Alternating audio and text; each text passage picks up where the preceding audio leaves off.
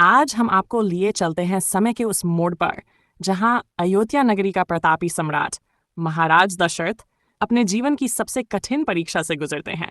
एक पिता का हृदय, एक राजा का वचन और एक मनुष्य की अंतरात्मा, इन तीनों के बीच उलझी एक ऐसी कहानी जो सिर्फ सुनी नहीं, महसूस की जाती है। क्या होता है जब प्रेम और धर्म टकराते हैं? कैसे एक भूल वर्षों बाद बन जाती है मृत्यु का कारण? और किस तरह पुत्र वियोग बना एक सम्राट की अंतिम श्वास? त्रेतायुग के महान सम्राट अयोध्यापति महाराज दशरथ का नाम सुनते ही मन में श्री राम की छवि उभर आती है। पर क्या आप जानते हैं कि राजा दशरथ स्वयं भी एक अद्वितीय योद्धा, धर्मपरायण शासक और अद्भुत चरित्र के धनी थे? राजा दशरथ का जन्म इक्ष्वाकु वंश में हुआ था, जो सूर्यवंश की एक प्राचीन और गौरवशाली शाखा थी। उनके पिता का नाम राजा अज था और माता थीं इंदुमती, जो स्वयं अप्सराओं के कुल से थीं। इंदुमती एक दिव्य अप्सरा थीं जिन्हें ब्रह्मा के वर से पृथ्वी पर जन्म मिला था, और जब उनका जीवन पूर्ण हुआ तो वे स्वर्ग लौट गई। दशरथ का अर्थ है 10 रथों को एक साथ चला सकने वाला योद्धा। उनके इस नाम के पीछे एक अद्भुत कथा है। दशरथ ने युवावस्था में ही ऐसा युद्ध कौशल दिखाया था कि वे एक साथ 10 दिशाओं से आने वाले शत्रुओं से एक साथ युद्ध कर सकते थे। यही कारण था कि उन्हें दशरथ की उपाधि प्राप्त हुई। बचपन से ही दशरथ धर्मनिष्ठ, तेजस्वी और अत्यंत बुद्धिमान थे। उनका लालन पालन अयोध्या के राजमहल में हुआ, जहां उन्होंने वेदों, शास्त्रों, धनुर्विद्या, राजनीति और युद्ध कौशल की गहन शिक्षा प्राप्त की। गुरु वशिष्ठ ने उन्हें शिक्षा दी और उनके आचरण में धर्म, दया और नीति की गहराई थी। दशरथ एक महान शासक। दशरथ ने अयोध्या को समृद्ध और धर्ममय बनाया। उन्होंने दिग्विजय कर अनेक राजाओं को पराजित किया, लेकिन सदा न्याय का साथ दिया। वे अपने राज्य में प्रजा को संतान के समान मानते थे। गुरु का नाम। राजा दशरथ के गुरु थे वशिष्ठ ऋषि। वशिष्ठ ऋषि अयोध्या के कुलगुरु थे और इक्ष्वाकु वंश के राजाओं को शिक्षा देने का दायित्व उनके पास था। वशिष्ठ जी, जिनकी तपस्या, ज्ञान और योग शक्ति की ख्याति दूर दूर तक फैली थी। जब दशरथ बाल्यावस्था में पहुंचे तो महाराज अजना, दशरथ के पिता, ने उन्हें वशिष्ठ आश्रम में शिक्षा ग्रहण करने भेजा। गुरुकुल अयोध्या के पास ही स्थित था, एक शांत वन क्षेत्र में जहां कई और राजकुमार भी शिक्षा ग्रहण करते थे। गुरुकुल जीवन की दिनचर्या। ब्रह्म मुहूर्त में जागरण। प्रातः 4 बजे दशरथ और अन्य शिष्य उठ जाते थे। नदी में स्नान करते थे और संध्या वंदन करते थे। ध्यान और योगाभ्यास। गुरु वशिष्ठ ध्यान, प्राणायाम और आत्म साधना की शिक्षा देते थे। यह आत्मनियंत्रण और मानसिक एकाग्रता के लिए आवश्यक था। त्रिशास्त्राध्ययन, वेदों का अध्ययन, ऋग्वेद, यजुर्वेद, सामवेद, अथर्ववेद, वेदांग, व्याकरण, निरुक्त, ज्योतिष, छंद, शिक्षा, धर्मशास्त्र, नीति शास्त्र और राजधर्म, युद्ध नीति, दंड नीति, कूटनीति और न्यायशास्त्र। धनुर्विद्या और शस्त्र विद्या। दशरथ को विशेष रूप से धनुर्विद्या में प्रवीणता प्राप्त थी। वे सप्तरत्न योद्धा कहे जाते थे, जो रथ चलाते हुए चारों दिशाओं में एक साथ बाण चला सकते थे। गुरुकुल में राजकुमारों को लकड़ी काटना, जल लाना, फल संग्रह, गो सेवा आदि के कार्य भी करने होते थे, जिससे उनमें विनम्रता और सेवा भाव आता था। क्षमा और धैर्य। वशिष्ठ जी ने दशरथ को सिखाया कि एक सच्चा राजा क्रोध पर नियंत्रण रखने वाला और क्षमाशील होता है। धर्मपरायणता। उन्होंने धर्म का पालन करने, प्रजा की भलाई को सर्वोपरि रखने और सत्यम वचन पालन करने की शिक्षा दी। राज्य संचालन की कला। राजनीति, युद्ध कौशल, मंत्री चयन, जासूसी तंत्र और न्याय प्रशासन की शिक्षा भी दशरथ ने वहीं प्राप्त की। गुरुकुल के अंतिम वर्ष में, जब दशरथ लगभग 67 वर्ष के थे, तब अयोध्या पर कुछ राक्षसों ने वनमार्ग से हमला किया। गुरु वशिष्ठ की अनुमति से दशरथ ने पहली बार एक रथ युद्ध किया और अपनी विलक्षण धनुर्विद्या से राक्षसों को परास्त किया। गुरु वशिष्ठ ने कहा, तुम्हारा नाम दशरथ इसलिए सार्थक होगा क्योंकि तुम 10 दिशाओं में एक साथ रथ और बाण संचालन करने की शक्ति रखते हो। लगभग 12 वर्षों तक शिक्षा प्राप्त करने के बाद दशरथ ने गुरु वशिष्ठ से आशीर्वाद लेकर गृहस्थ जीवन में प्रवेश किया। इसके पश्चात वे युवराज बनाए गए और बाद में अयोध्या के राजा बने। वे अपराजेय योद्धा थे और देवताओं द्वारा भी सम्मानित थे। युवराज दशरथ की शिक्षा और पराक्रम। राजा अज की मृत्यु के बाद दशरथ को युवराज घोषित किया गया। वे अत्यंत योगी, बुद्धिमान और शास्त्रों एवं अस्त्र शस्त्रों में निपुण थे। उन्होंने गुरु वशिष्ठ से वेदों और राजधर्म की शिक्षा प्राप्त की थी। साथ ही उन्होंने गुरु वशिष्ठ के निर्देश पर विभिन्न युद्धों में भाग लेकर अपने शौर्य और कर्तव्य निष्ठा का परिचय दिया। दशरथ ने अनेक असुरों के विरुद्ध युद्ध किया। वे देवताओं की ओर से भी असुरों के विरुद्ध लड़े थे। उनके शौर्य से प्रसन्न हो देवताओं ने भी उन्हें इंद्र के समान पराक्रमी कहा। राजा अज की मृत्यु के पश्चात अयोध्या का राज्य रिक्त हो गया था। ऋषि वशिष्ठ और अन्य पुरोहितों ने विचार किया कि दशरथ ही इस राज्य के लिए योग्य उत्तराधिकारी हैं। अयोध्या के राजसभा भवन में या राजप्रासाद के विशेष अभिषेक मंडप में यह आयोजन हुआ। ऋषि वशिष्ठ स्वयं मुख्य पुरोहित के रूप में उपस्थित थे। साथ ही अन्य ब्राह्मणों और विद्वानों ने वैदिक मंत्रों का उच्चारण किया। पवित्र नदियों का जल, सरयू, गंगा, यमुना, गोदावरी, नर्मदा आदि पवित्र नदियों से जल लाया गया था, जिससे दशरथ का अभिषेक हुआ। अभिषेक के पश्चात राज्य ध्वज फहराया गया और दशरथ को औपचारिक रूप से अयोध्या का सम्राट घोषित किया गया। अभिषेक के प्रतीक उन्हें चक्र, गदा, शंख, कमल जैसे राजचिह्न सौंपे गए। रत्नजड़ित मुकुट उनके मस्तक पर धारण कराया गया। सिंहासन पर बैठाकर प्रजा द्वारा जय घोष किया गया। दशरथ का शासनकाल। राजा दशरथ का शासनकाल अत्यंत यशस्वी और न्यायप्रिय था। उन्होंने धर्म के अनुसार शासन किया। प्रजा सुखी, समृद्ध और सुरक्षित थी। उनके शासन में कोई दुखी, भूखा या अन्यायग्रस्त नहीं था। वे दानशील, करुणामी और धर्मनिष्ठ राजा माने जाते थे। युवावस्था में ही विवाह किया था और समय के साथ उनके 3 विवाह हुए। पहला विवाह कौशलराज की कन्या महारानी कौशल्या से हुआ था। दूसरा विवाह कैकेयी देश की राजकुमारी कैकेयी से हुआ। तीसरा विवाह महाराज अश्वपति की पुत्री सुमित्रा से हुआ। ये विवाह अलग अलग समयों पर हुए थे। दशरथ के जीवन में परिस्थितियां ऐसी बनी कि उन्हें 3 विवाह करने पड़े। राजा दशरथ की 3 रानियां क्यों थीं? इसके पीछे मुख्यतः 3 कारण माने जाते हैं। वंश वृद्धि की चिंता। राजा दशरथ को बहुत समय तक संतान प्राप्त नहीं हुई। वंश वृद्धि हेतु राजा को 1 से अधिक विवाह करना पड़ा। उन दिनों ये सामान्य प्रथा थी कि यदि पहली रानी से संतान न हो तो दूसरी रानी से विवाह किया जाए। तीनों विवाह राजनैतिक दृष्टिकोण से भी महत्वपूर्ण थे। कौशल्या, कैकेयी और सुमित्रा तीनों ही शक्तिशाली राजघरानों की बेटियां थीं। इनसे विवाह करने से अयोध्या को मजबूत सैन्य और राजनीतिक सहयोग मिला।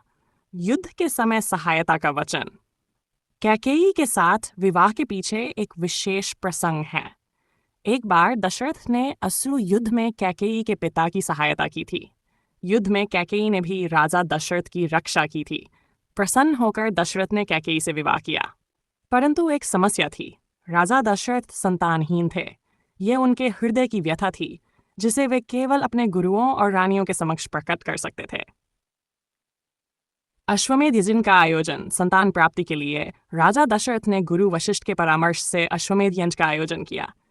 ये यज्ञ अत्यंत विशिष्ट और शक्तिशाली था, जिसे अश्यशृंग मुनि ने संपन्न कराया। यह वही ऋषि थे जिनका पालन पोषण एक हाथ जंगल में ऋषि मुनि के आश्रम में हुआ था और जो संसारिक विषयों से पूर्णतः अपरिचित थे। यज्ञ की पूर्णाहुति के समय अग्निदेव प्रकट हुए और उन्होंने एक स्वर्ण पात्र दिया जिसमें दिव्य खीर थी। अग्निदेव बोले, राजन, यह खीर भगवान विष्णु की कृपा से प्राप्त हुई है। इसे आप अपनी रानियों को दें। इससे उन्हें परम तेजस्वी संतान की प्राप्ति होगी। खीर का वितरण राजा दशरथ ने वह खीर अपनी तीनों रानियों कौशल्या, सुमित्रा और कैकेयी को समान श्रद्धा से बांटी। कौशल्या को आधा भाग मिला, कैकेयी को 1/4 और शेष आधा भाग सुमित्रा को 2 बार में दिया गया। पहले 1/4 फिर अंतिम शेष। यही कारण है कि सुमित्रा को जुड़वा पुत्र हुए, लक्ष्मण और शत्रुघ्न। चारों पुत्रों का जन्म कुछ समय बाद अयोध्या नगरी में मंगल घोष होने लगा। कौशल्या देवी ने राम को जन्म दिया, कैकेयी ने भरत को और सुमित्रा देवी ने लक्ष्मण और शत्रुघ्न को जन्म दिया। उनके जन्म पर समस्त ब्रह्मांड जैसे आनंदित हो गया। गंधर्व गा रहे थे, अप्सराएं नृत्य कर रही थीं और आकाश से पुष्पों की वर्षा हो रही थी। चारों पुत्रों के अद्वितीय गुण राम, धर्म, मर्यादा, धैर्य और करुणा के प्रतिरूप। वे श्री हरि विष्णु के स्वयं अंश थे।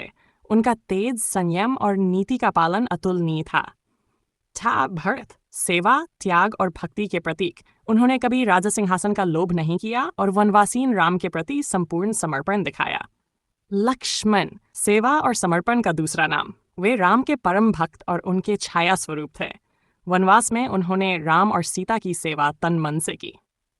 शत्रुघ्न, शांत, निपुण और विनम्र, उन्होंने भरत की सेवा में अपना जीवन अर्पित कर दिया और हमेशा नीति और धर्म का पालन किया। चारों भाई एक दूसरे से अत्यंत प्रेम करते थे। जब अयोध्या में राजा दशरथ को 4 पुत्रों की प्राप्ति हुई, तब संपूर्ण ब्रह्मांड आनंदित हो उठा। महाराज दशरथ, रानियां और समस्त अयोध्या नगर बालकों के सौंदर्य और तेज से अभिभूत थे। नाम का अर्थ है जो हृदय में रमन करता है या जिसमें ब्रह्म स्वयं रमते हैं। ये नाम स्वयं भगवान शिव द्वारा सबसे प्रिय माना गया है। नामकरण का कारण, राम विष्णु के अवतार थे। उनका जन्म धर्म की पुनर्स्थापना के लिए हुआ था। उनके नाम में राम केवल शब्द नहीं बल्कि एक बीज मंत्र है जिसका उच्चारण मात्र मुक्ति का कारण बनता है। राम का नाम महर्षि वाल्मीकि, शिव और नारद द्वारा भी पूजा गया। उनका नाम आत्मा की शुद्धता और मर्यादा का प्रतीक है। लक्ष्मण, जो लक्ष्य की रक्षा करे। नाम का अर्थ लक्ष्मण, लक्ष्यस मन, अर्थात जिसका मन सदा लक्ष्य पर केंद्रित हो। नामकरण का कारण, लक्ष्मण बचपन से ही राम के प्रति अत्यधिक अनुरक्त थे। गुरु वशिष्ठ ने देखा कि ये बालक न केवल राम का अनुगामी होगा बल्कि उनके जीवन की रक्षा, सेवा और संघर्षों में सहभागी बनेगा। शेषनाग के अवतार थे, विष्णु के शैया रूप। उनका नाम लक्ष्मण रखा गया ताकि वे सदा राम के लक्ष्यों के संरक्षक बने रहें। भरत, जो भार को वहन करे। भरत, जो भार वहन करे या जिसमें शासन योग्य गुण हो। नामकरण का कारण, नीतिपरायण और समर्पण भाव से युक्त थे। ऋषियों ने अनुभव किया कि भरत राम की अनुपस्थिति में राज्य का भार सहजता से संभाल सकते हैं। भरत का नाम इस कारण भी पड़ा क्योंकि उन्होंने आजीवन राम के चरणों की खड़ाओं को सिंहासन पर रखकर राज किया। वे भार वहन के प्रतीक बन गए। शत्रुघ्न, जो शत्रु को नष्ट करे। नाम का अर्थ शत्रुघ्न, शत्रु हन, अर्थात जो शत्रुओं का संहार करे। नामकरण का कारण, शत्रुघ्न बच्चेपन से ही शौर्य, मौनता और सेवा भाव के अद्भुत मिश्रण थे। वे सदैव भरत की सेवा में रत रहते थे। महर्षि वशिष्ठ ने देखा कि जब समय आएगा तो ये बालक लवणासुर जैसे दैत्यों का वध करेगा। गुण का नाम यह संकेत देता है कि वह बाह्य और आंतरिक दोनों प्रकार के शत्रुओं का नाश करने में समर्थ है। अयोध्या के महाराज दशरथ, जिन्होंने चक्रवर्ती सम्राट होकर भी हमेशा धर्म को सर्वोपरि माना, एक दिन जीवन की सबसे बड़ी परीक्षा से टूट गए। ये परीक्षा कोई युद्ध नहीं थी, ये पुत्र वियोग की परीक्षा थी। जब कैकेयी ने राजा दशरथ से अपने 2 वरदान मांगे, राम का 14 वर्षों का वनवास, भरत का राज्याभिषेक, तब दशरथ का हृदय फट पड़ा। वे राम को अपने हृदय का प्राण मानते थे। उन्होंने विनती की, रोए, गिड़गिड़ाए, लेकिन राजा थे, वचनबद्ध, इसलिए वे वरदान से मुकर नहीं सकते थे। जब राम ने स्वयं वनगमन की सहमति दी, तब दशरथ भीतर से पूरी तरह टूट गए। राम को जाते हुए देखकर दशरथ जैसे चेतना खो बैठे। वनवास के बाद एक रात दशरथ को नींद नहीं आई। कौशल्या के सामने वे अचानक रोने लगे। कौशल्या ने कारण पूछा, तब दशरथ ने अपना एक पुराना पाप स्वीकार किया। मैंने एक बार अनजाने में एक निर्दोष ब्राह्मण बालक श्रवण कुमार की हत्या कर दी थी। दशरथ, जो उस समय राजकुमार थे, शिकार के लिए गए थे। उन्होंने पानी भरने की आवाज सुनकर यह सोचकर बाण चलाया कि कोई पशु है, लेकिन वह श्रवण कुमार था। उसकी मृत्यु से पहले दशरथ को उसने बताया कि उसके अंधे माता पिता प्यासे इंतजार कर रहे हैं। जब दशरथ वहां पहुंचे और सारा सत्य बताया तो उन वृद्ध माता पिता ने श्राप दिया, जैसे हम पुत्र वियोग में तड़प रहे हैं वैसे ही तू भी अपने प्रिय पुत्र के वियोग में तड़प तड़प कर मरेगा। राम के वनगमन के बाद दशरथ ने भोजन त्याग दिया, निद्रा त्याग दी। उनकी देह नहीं, उनका मन पहले मर चुका था। एक रात वे राम राम पुकारते हुए जोर से बोले, हे राम, मैं तेरे बिना जी नहीं सकता, तू मेरी श्वासों में बसा है। और यही कहते कहते उन्होंने अंतिम श्वास ली। दशरथ की मृत्यु का कारण, वचन और कर्म का दंड अवश्य भोगता है। पुत्र वियोग का शोक सबसे गहरा शोक होता है। पाप अनजाने में हो या जानबूझकर, उसका परिणाम अवश्य मिलता है। आज की इस मार्मिक कथा में हमने जाना एक पिता की वेदना, एक राजा की मजबूरी और एक पाप का फल। राजा दशरथ की जीवन यात्रा वास्तव में हमें धर्म, प्रेम और कर्म की गहराई सिखाती है। ऐसी ही आध्यात्मिक और अनसुनी कहानियों के लिए जुड़े रहिए हमारे साथ। हमारे चैनल को लाइक करें, सब्सक्राइब करें और अपने विचार कमेंट में ज़रूर साझा करें। धन्यवाद।